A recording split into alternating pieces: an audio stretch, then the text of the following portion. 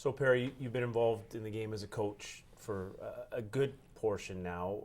How have things changed maybe than when you started to now? What is the biggest difference between coaching then and in this day and age? Well, I think probably the athlete is the biggest change. The generation that we're coaching now, thinks a lot differently from the generation that I started coaching. And certainly that affects, a lot of things about the league at the National Hockey League level. But I think, you take that further back to junior hockey or to even to minor hockey, I think it puts more demands on the coaches today than were probably on the coaches when I first started coaching, at the minor hockey level and then, up and into college. When you look at it, I know X's and O's are important, but you talk about the athlete and doing that. Is it more difficult to manage your message when you're thinking about the athlete as opposed to just preaching it? Now maybe you're thinking of a different way to put it into place?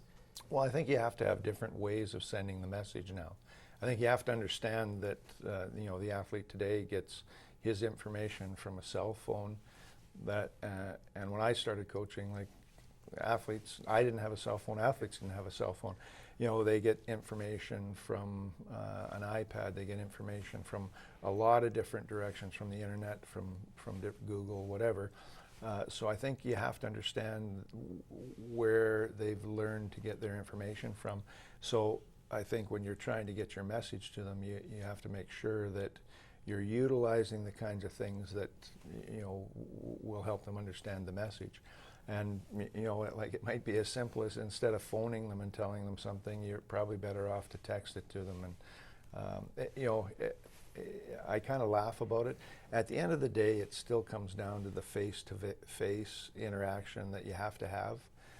But certainly, a lot of these young athletes have grown up in an environment where there's a lot less of that and a lot more of interacting electronically.